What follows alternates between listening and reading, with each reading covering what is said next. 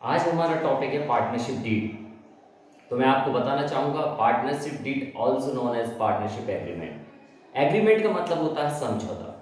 Partnership deed partners बनाते हैं।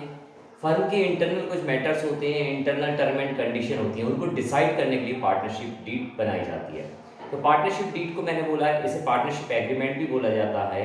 ठीक है, ये एक डॉक्यूमेंट होता है जिसे राइट किया जाता है, लिखा जाता है, और इसमें डिसाइड किया जाता है कि क्या हमारे रूल हैं, क्या कंडीशन है जिनके आधार पे हम बिजनेस को चलाएंगे।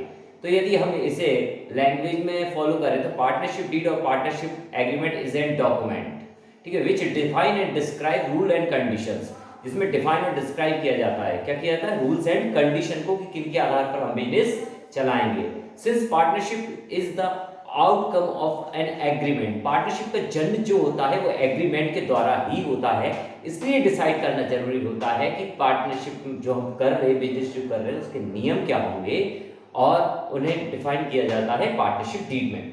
अब क्वेश्चन ये उठता है कि क्या पार्टनरशिप डीड बनाना कंपलसरी है या वॉलेंट्री है। तो मैं यहाँ क्लियर कर देना चाहूंगा आपको कि पार्टनरशिप डीड बनाना कानूनन कंपलसरी नहीं है, इट मीन्स इट्स वॉलेंट्री। यानी ये ऐच्छिक है, कोई भी फर्म अपनी इच्छा के आधार पर यदि बनाना चाहती है बनाए, नहीं बनाना चाहती है तो नहीं बनाए। लेकिन फिर भी यहाँ पर्सनल सजेशन के बेसिस पे इसको बना लेना बेहतर होता है। उसका कारण ये होता है कि यदि आप पार्टनरशिप डीड बना लेंगे और कभी फ्यूचर में डिस्प्यूट होता है पार्टनर्स के बीच में, तो आप उस पार्टनरशिप डीड के द्वारा, उस रिटर्न डॉक्यूमेंट के द्वारा आप बता सकते हैं कि क्या डिसाइड हुआ था।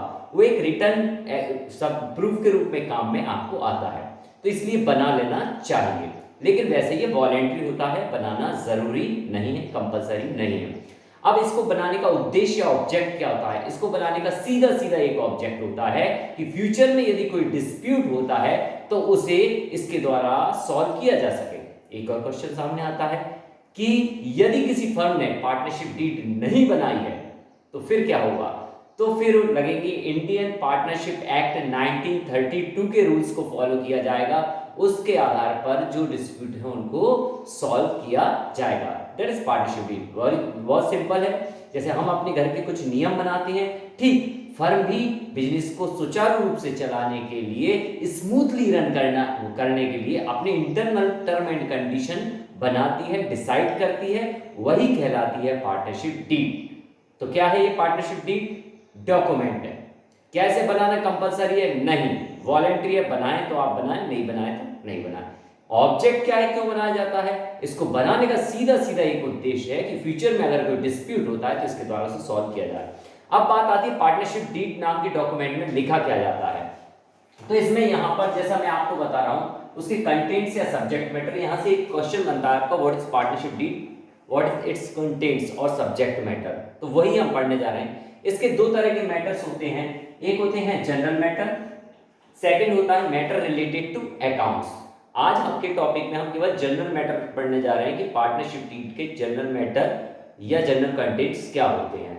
तो सबसे पहले पार्टनरशिप डीड में लिखा जाता है name of the firm, firm का नाम क्या होगा। तो मैं यहां क्लियर करना चाहूंगा, फर्म अपना कोई भी नाम रखने में फ्री है, स्वतंत्र है, उसमें कोई बाधा नहीं है, कोई बैरियर नहीं है।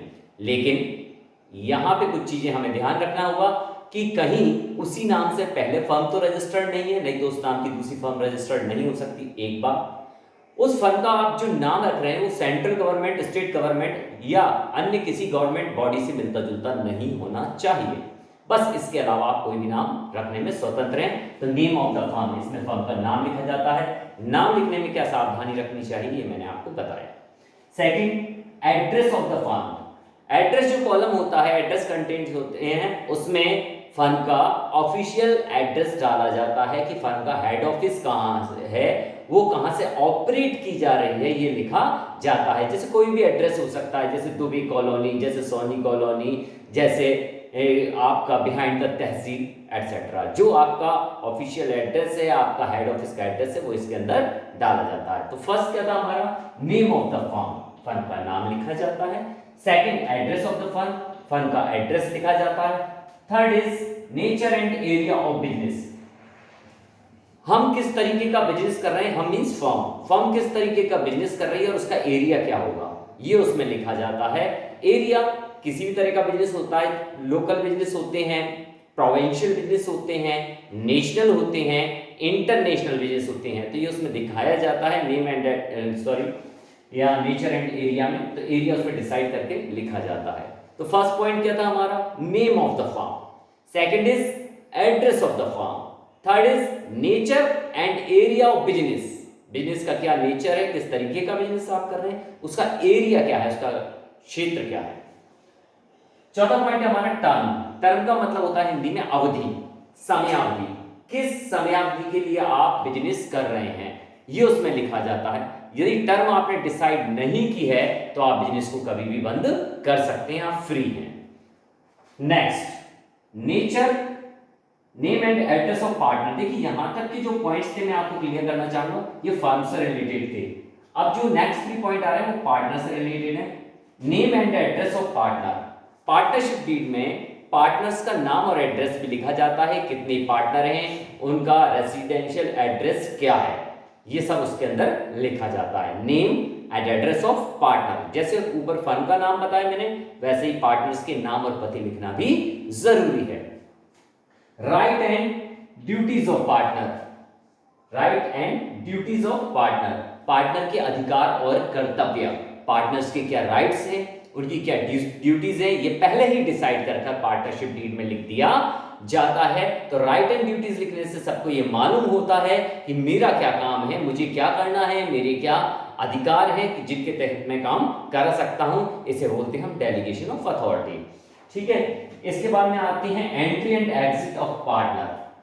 अब फर्म में जैसा कि आप सभी को पता है कि पार्टनर आ भी सकते हैं और कोई पार्टनर फर्म से जा भी सकता है, तो पार्टनरशिप डीड में पहले ही लिख दिया जाता है कोई पार्टनर फर्म से कब आएगा और कब फर्म से जा सकता है। तो यहाँ 7 पॉइंट्स में ये क्वेश्चन आपका सॉल्व होता है। मैं समरी में क्वेश्चन को पूरी को एक बार और समझा देता हूँ। पार्टनरशिप डीड एक डॉक्यूमेंट है, इसमें क्या डिफाइन किया जाता है, डिफाइन और डिस्क्राइब किया जाता है रूल्स एंड कंडीशन को जो बिजनेस चलाने के लिए जरूरी होती है। ये एक वॉलंटरी डॉक्यूमेंट है, बनाए तो बनाए, ना बनाए तो ना बनाए। और सबसे मेन चीज को बनाने का उद्देश्य सीधा जो होता है वो ये होता है कि फ्यूचर में कोई डिस्प्यूट हो तो वो सॉल्व किया जा सके। 7 पॉइंट में आपको कैसे याद करा रहा हूं। First, name of the firm, firm का नाम, address of the firm, firm का पता, nature and area of business number 3, number 4 term. ये 4 पॉइंट आप एक बार में लेंगे। 3 point, name and address of partner, right and duties of partner and entry and exit of partner. Thank you very much. हमारे next topic में हम बताएंगे आपको इसके matter related to account. Thank you.